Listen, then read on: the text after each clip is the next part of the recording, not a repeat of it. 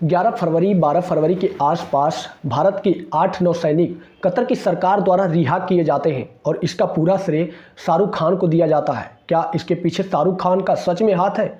क्या इन 8-9 सैनिकों को छुड़ाने के लिए शाहरुख खान ने कतर की सरकार से, कतर के प्रधानमंत्री से बात की है? ऐसी तमाम तरह की खबरें सोशल मीडिया पे काफ़ी ज़्यादा वायरल हो रही हैं। इसमें कितनी सच्चाई है आज की इस वीडियो में हम डिस्कस करेंगे। लेकिन उससे पहले अगर आप इस चैनल पर नए हैं तो यार कृपया चैनल को सब्सक्राइब कर लें। देखिए दोस्तों, होता क्या है कि अभी कुछ दिन पहले भी मैं एक वीडियो बनाया था जब इन 8-9 सैनिकों को कतर की सरकार द्वारा रिहा किया गया था। अगर आप वो वीडियो नहीं देखे हैं तो कोई बात नहीं, मैं आपको ब्रीफ में बता देता हूं कि आखिर भारत के 8 नेवी ऑफिसर, भारत के 8 एक्स नेवी ऑफिसर और कतर की सरकार के बीच क्या क्या मामला होता है, कैसे कैसे बातें आगे बढ़ती हैं। तो सबसे पहले इस मामले की शुरुआत होती है कि भारत के 8-9 सैनिक सन 2022 में नवंबर के आसपास ये वहाँ पे जाते हैं, अल-धरा नामक कंपनी में काम करते हैं।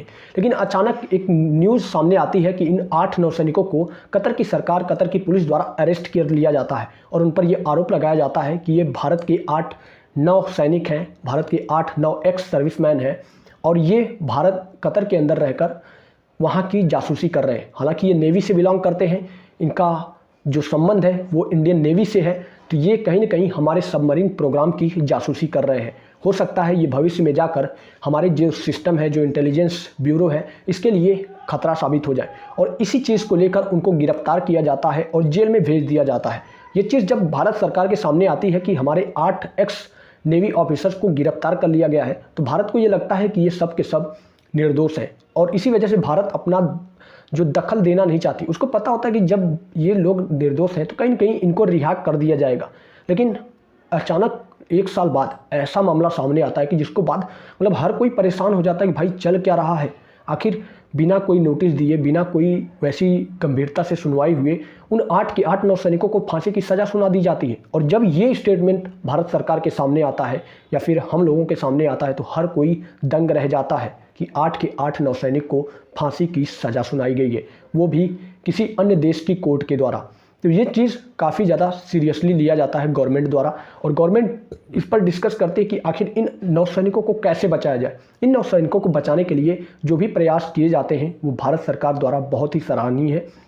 देखिए, होता यूँ है कि इन 8-9 सैनिकों को बचाने के लिए भारत के पास कई ऑप्शंस थे, लेकिन इन ऑप्शन में केवल एक ऐसा ऑप्शन था जिसका इस्तेमाल करके दोनों देश की संप्रभुता को बनाया रखा जा सकता था और दोनों देश की इज्जत सम्मान बने रखा जा सकता था। देखिए, होता यूँ है कि भारत सरकार उन 8-9 सैनिकों को बचाने के लिए जो कतर सरकार की जो वहाँ की कोर्ट है, उस कोर्ट की जो सुप्रीम कोर्ट है, उस सुप्रीम कोर्ट में एक याचिका दायर करती है कि जो 8 के 8-9 सैनिक हैं इन्हें रिहा कर दिया जाए या फिर इनकी सज़ा को कम कर दिया जाए। और लकीली उस याचिका को वहाँ की कोर्ट द्वारा एक्सेप्ट कर लिया जाता है और ये कहा जाता है कि हम इस पर सुनवाई करेंगे।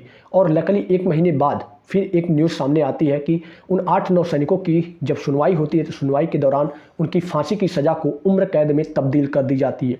फिर इसके बाद भी महीने दर महीने सुनवाई होती रहती है। फिर अचानक फरवरी सन 2024 में एक खबर आती है 11-12 फरवरी के बीच कि उन 8 के 8-9 सैनिकों को कतर की कोर्ट द्वारा रिहा कर दिया गया है। अब वो अपने देश, अपनी धरती को लौट सकते हैं और वो लौटे भी। और जब वो लौटे तो उनके मुंह से बस एक चीज़ निकला, भारत माता की जय। और ये वर्ड लोगों को सुनने में बाद मतलब उनके अंदर खुशी की लहर दौड़ पई।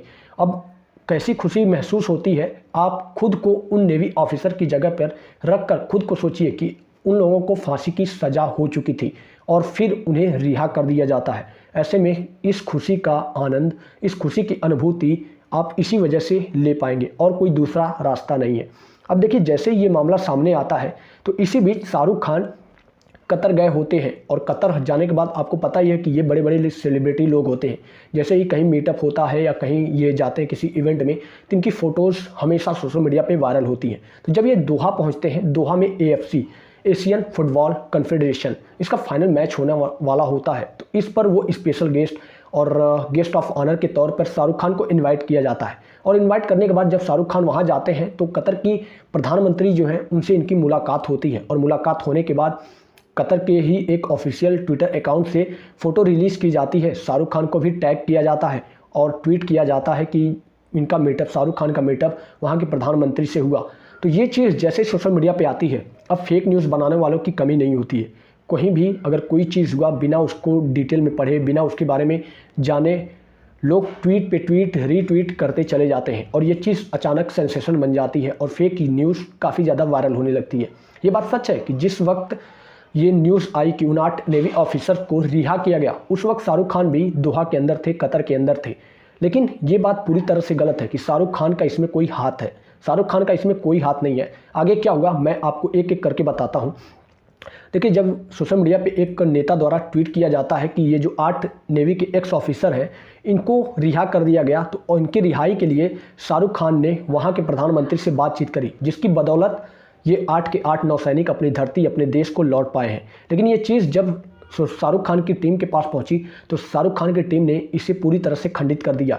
और शाहरुख खान की एक मैनेजर हैं जिनका नाम पूजा ददलानी, उन्होंने अपने ऑफिशियल अकाउंट से, ऑफिशियल इंस्टाग्राम अकाउंट से एक पोस्ट वायरल करी, एक पोस्ट डाली और ये लिखा कि ये शाहरुख खान की टीम की तरफ से ऑफिशियल नोटिस है। शाहरुख खान, ये बात सच है कि शाहरुख खान दोहा और कतर के अंदर ही हैं, ये बात पूरी तरह से, इसमें कोई दो राय नहीं है। लेकिन ये बात पूरी तरह से गलत है कि जो 8 नौसैनिक भारत लौटे हैं, जिन 8 नौसैनिकों को भारत के लिए रवाना किया गया है, जिनकी फांसी की सज़ा को माफ़ की गई है, उनमें शाहरुख खान का कोई इन्वॉल्वमेंट नहीं है। शाहरुख खान वहाँ के प्रधानमंत्री से मिले, लेकिन उन्होंने इस बारे में कोई भी जिक्र नहीं किया है। ये जो भी खबर वायरल हो रही है, ये पूरी की पूरी खबर झूठ है, फेक है और एक तरह की अफवाह है। लेकिन देखिए, किसी भी न्यूज़ को फेक या अफवाह इस तरह की बनाने के लिए कुछ ज़्यादा मेहनत मशक्क़त नहीं करनी पड़ती है, बस लोगों द्वारा ट्वीट या फिर वायरल या फिर शेयर कर दिया जाना होता है। जैसे ही रिटेंशन उस पोस्ट को मिलता है, वो चीज़ काफ़ी ज़्यादा वायरल होने लगती है और यही चीज़ हर जगह देखने को मिलता है। आज दुनिया में हर किसी के पास अपना स्मार्टफोन होता है। लगभग 98-95% लोगों के पास कहीं ना कहीं स्मार्टफोन एग्जिस्ट कर ही जाता है और जितने भी लोगों के पास स्मार्टफोन होता है वो अपना सोशल अकाउंट मेंटेन करते हैं और सोशल अकाउंट को मेंटेन करने के लिए फ़ोटो, पोस्ट, ये सब वीडियोस डालनी पड़ती है और वो चाहे अपनी डालें चाहे किसी की डालें, अकाउंट को मेंटेन करने के लिए लोग कुछ ना कुछ करते रहते हैं। और आजकल यही दुष्परिणाम हो गया है कि सोशल मीडिया पे अगर आप कोई भी सच्ची न्यूज़ खोजने जाएंगे तो अगर 10 न्यूज़ आप उठाते हैं तो 10 में से 4 से 5 ही ऐसी न्यूज़ हो सकती हैं जो पूरी तरह से सच होंगी, बाकी की अफवाह होती हैं। और यही चीज़ शाहरुख खान के साथ हुआ, जिसकी वजह से ये 8 नौसैनिक जब कतर की सरकार द्वारा रिहा किए गए तो इसका श्रेय शाहरुख खान को दिया जाने लगा और शाहरुख खान की टीम के द्वारा इसका उत्तर, इसका मुंहतोड़ जवाब दिया गया कि इसमें शाहरुख खान का कोई हाथ नहीं है। उन 8 नौसैनिकों की रिहाई में पूरा श्रेय भारत सरकार को जाता है और भारत सरकार को ही जाना चाहिए। उम्मीद करते हैं आपको ये छोटी सी प्यारी सी वीडियो समझ में आई होगी और अगर वीडियो पसंद है तो वीडियो को एक लाइक जरूर कीजिएगा। मिलते हैं कुछ ऐसी ही नई और इंटरेस्टिंग वीडियो के साथ, तब तक ले दीजिए इजाज़त। धन्यवाद।